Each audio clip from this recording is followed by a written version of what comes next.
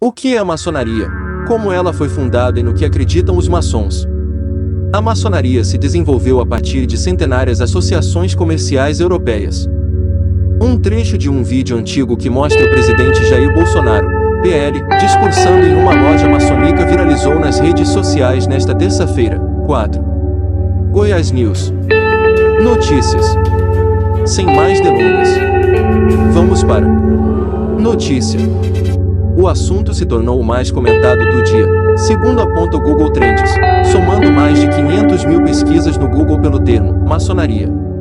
Mas, afinal, o que é a maçonaria?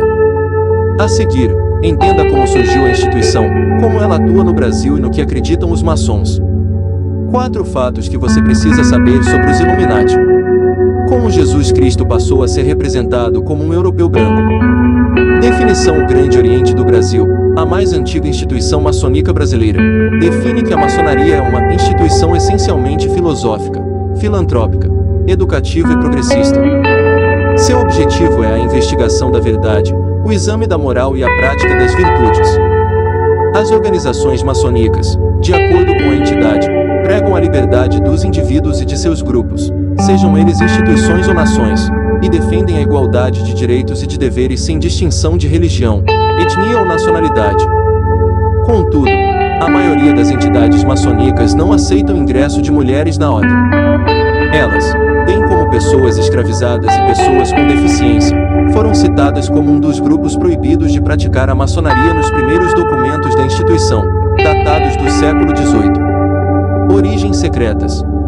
A maçonaria se moldou a partir das fraternidades de pedreiros medievais que usavam palavras e símbolos secretos para reconhecer a legitimidade uns dos outros e, assim, proteger seu trabalho de estranhos. Durante alguns períodos, os maçons foram perseguidos, inclusive por nazistas, e precisaram ficar na clandestinidade para sobreviver. Apesar de ainda existir suspeitas e teorias conspiratórias sobre a maçonaria, essas instituições não são mais secretas. Autoridades de vários países lhe concedem personalidade jurídica e seus objetivos estão em dicionários, enciclopédias, livros de história, etc. 2 séculos de guerra cristãs, entenda o que foram as cruzadas.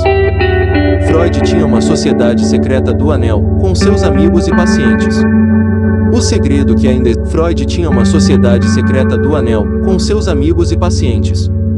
O segredo que ainda existe na maçonaria e não se conhece, senão por meio do ingresso na instituição, são os meios para se reconhecer os maçons em qualquer parte do mundo. E, claro, o modo de interpretar seus símbolos e os ensinamentos neles contidos. De acordo com a entidade maçônica Grande Loja Unida do Paraná, os segredos nada mais são do que algumas alegorias e sinais que não escondem nada sobre as intenções ou ações da maçonaria enquanto instituição. É possível ver atividades promovidas pela ordem na sociedade, desde a filantropia até manifestos contra a corrupção, por exemplo, afirma o site da organização. Confronto com a Igreja. Conflitos marcantes entre maçons e a Igreja Católica ocorrem desde o século XVIII, marcado pelas primeiras condenações pontifícias. Mas isso se agravou no decorrer do século XIX, de acordo com um estudo publicado em 2006 na revista Sacrilegens pela professora Giane de Souza Castro, mestre em Ciência da Religião pela Universidade Federal de Juiz de Fora. No século XIX, o Vaticano até chamou os maçons de a Sinagoga de Satanás.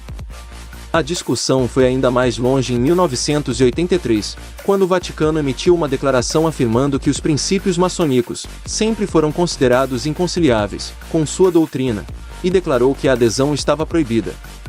Os fiéis que se inscrevem em associações maçônicas estão em estado de pecado grave e não podem receber a Sagrada Comunhão, prevê o documento. No Brasil, entre 1870 e 1910, a situação se complicou com a questão religiosa de 1872, quando a organização maçônica, através do parlamento e da imprensa, passou a lutar pela liberdade religiosa e pelo liberalismo. No final desse mesmo ano, os bispos de Olinda e do Pará interditaram irmandades religiosas devido ao fato de estas terem se recusado a expulsar seus frequentadores maçons. Charles de Bordalo Pinheiro de 1875 fazendo referência à anistia dos bispos. A legenda original era, afinal, deu a mão à palmatória. Foto: Wikimedia Commons, segundo a Biblioteca do Senado, O bispo do Pará, Antônio de Macedo Costa, juntamente com D. Vital, o bispo de Olinda, suspenderam padres maçons e interditaram a atividade dos maçons leigos nas irmandades. Na época, a atitude dos religiosos foi de oposição ao governo, dado que o primeiro-ministro era grão-mestre da maçonaria. Vital, o bispo de Olinda, suspenderam padres maçons e interditaram a atividade dos maçons leigos nas irmandades. Na época, a atitude dos religiosos foi de oposição ao governo, dado que o primeiro-ministro era grão-mestre da maçonaria. Entenda por que o coração de Dom Pedro I foi separado de seu corpo. Pesquisadores brasileiros estudam as origens da intolerância religiosa. O imperador Dom Pedro II apoiou o grão-mestre.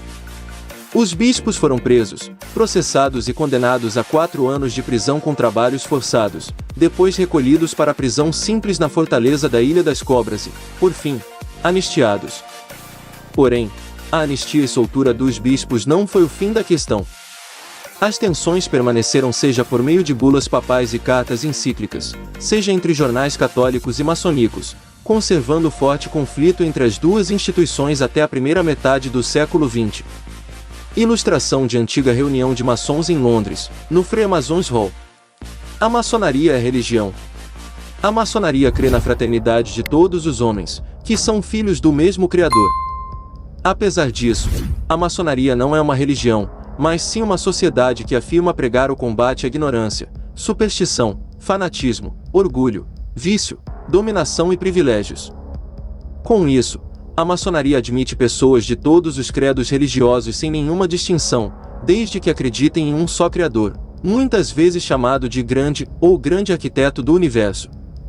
Outros requisitos são ser um homem livre e de bons costumes, consciente de seus deveres com a pátria, seus semelhantes e consigo mesmo, e ter uma profissão lícita que lhe permita prover suas necessidades pessoais e familiares, além de sustentar obras da instituição. Os maçons se reúnem em templos para cerimônias ritualísticas que lhes são permitidas. Seu discurso se baseia na universalidade da natureza humana e no racionalismo, pressupostos importantes para o iluminismo. Reserve um momento para compartilhá-lo com sua família e amigos. Eu adoraria ouvir sua opinião sobre este conteúdo na seção de comentários logo abaixo. Até a próxima e obrigado por assistir. Príncipe Albert, que mais tarde se tornaria o rei George VI, com maçons escoceses. O governante se filiou na loja Glamis no ponto 99 na província de Forfarshire em 2 de junho de 1936.